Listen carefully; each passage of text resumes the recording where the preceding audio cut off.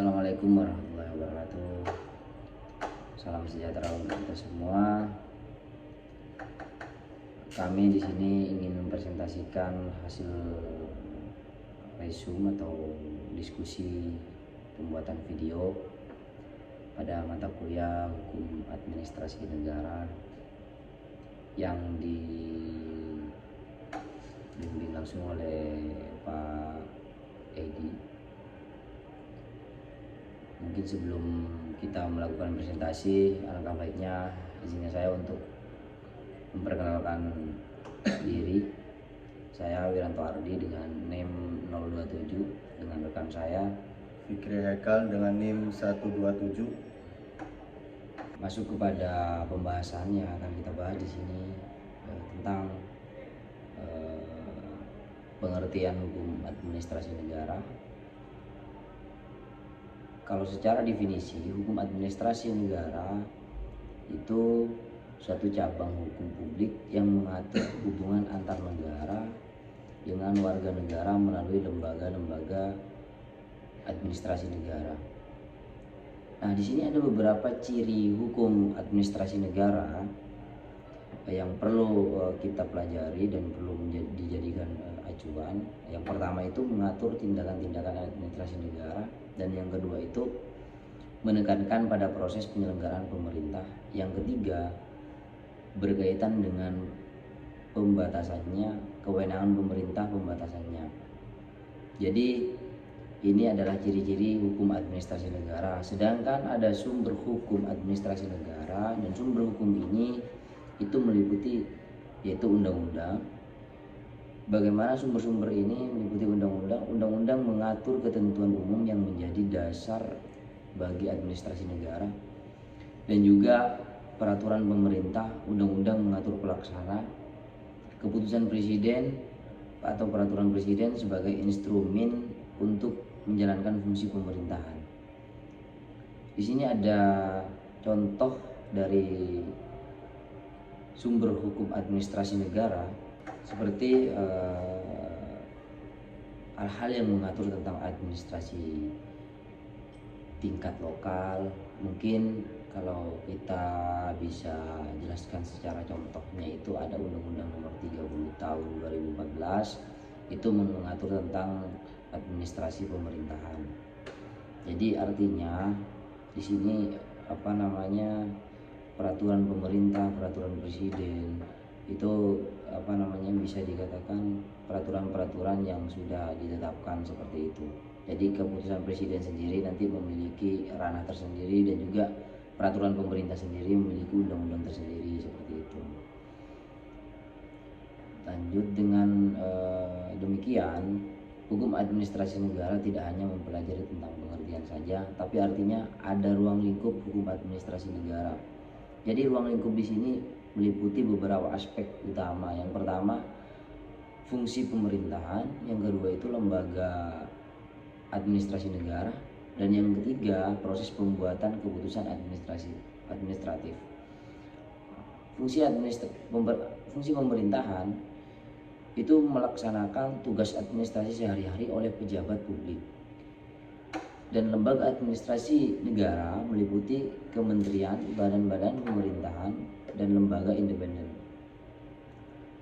Proses pembuatan keputusan administratif itu artinya aturan-aturan yang harus diikuti ketika membuat suatu keputusan yang mempengaruhi warga negara. Yang artinya proses pembuatan keputusan administratif ini tidak hanya dilibatkan hanya sekelompok orang, tapi melibatkan seluruh elemen-elemen masyarakat yang akan dijadikan putusan itu sendiri. Itu nanti akan menjadi kajian-kajian kita bersama seperti itu. Yang keempat itu ada tanggung jawab dan akuntabilitas. Itu bagaimana pemerintahan itu memastikan bahwa tindakan administrasi sesuai hukum dan dapat dipertanggungjawabkan segala apa yang telah dilaksanakan atau diputuskan oleh pemerintah. Seperti itu. Ya, dan di sini saya akan menerangkan adanya peran hukum administrasi negara, yaitu mengatur kewenangan. Dalam ini kita harus membatasi dan mendefinisikan kewenangan lembaga pemerintah dengan menjaminnya transparansi, menjaminnya prosedur administrasi yang secara ini harus terbuka dan dapat diaudit, dan memberikan perlindungan hukum, memberikan perlindungan kepada masyarakat dari tindakan administratif yang sewenang-wenangnya. Dan satu lagi, ada hubungan hukum administrasi dengan cabang hukum lain, yaitu hukum tata negara, mengatur struktur dan organisasi negara, dengan hukum perdata, menyentuh pada aspek-aspek yang melibatkan hubungan antara pemerintah dan individu seperti kontrak atau lisensi. Dan satu lagi, hukum pidana, terkait dengan tindakan administratif yang melanggar hukum pidana seperti penyalahgunaan wewenang, dan juga ada kasus terkait izin usaha. Pemerintah mengeluarkan keputusan administratif yang membatalkan izin usaha suatu perusahaan, dan bagaimana prinsip-prinsip hukum administrasi negara diterapkan dalam peninjauan kembali keputusan tersebut. Dengan ini, adanya tantangan hukum administrasi negara, tantangan yang dihadapi: satu, kurangnya pemahaman masyarakat tentang hak-hak administratif. Kedua, reformasi birokrasi yang lambat. Nomor 3, penyalahgunaan wewenang oleh pejabat publik. Dan di sini solusinya adalah penguatan pengawasan administrasi negara, peningkatkan transparansi dan dalam proses tersebut. Kita lanjut bagaimana pengertian sumber hukum. Jadi di sini ada pengertian sumber hukum. Jadi segala sesuatu yang menjadi dasar berlakunya suatu aturan hukum. Kita lanjut kepada klasifikasi sumber hukum administrasi negara. Yang pertama itu sumber hukum tertulis. Jadi sumber hukum tertulis ini yang sudah jelas telah diputuskan dan telah dijadikan undang-undang, seperti ada yang namanya konstitusi. Konstitusi itu nanti kita bisa sebut saja Undang-Undang Dasar 1945, ada juga undang-undang, terus ada peraturan pemerintah, dan juga ada peraturan menteri dan peraturan daerah, atau bisa kita sebut peraturan daerah. Dan juga ada sumber hukum yang memang tidak tertulis. Jadi di sini adalah kebiasaan administratif, dan selanjutnya ada praktik-praktik yang telah diterima dalam pelaksanaan administrasi negara. Jadi kita akan memberikan beberapa contoh sumber hukum administrasi negara. Jadi sumber hukum tertulis itu yang pertama mungkin ada undang-undang, sebut saja Undang-Undang Nomor 30 Tahun 2014 tentang administrasi pemerintahan, dan juga peraturan pemerintah. Peraturan pemerintah ini biasanya agak di bawahnya undang-undang. Yang pertama itu PP Nomor 27 Tahun 2014 tentang pengelolaan barang milik negara. Dan di sini juga kita akan memberikan sumber hukum yang memang tidak tertulis.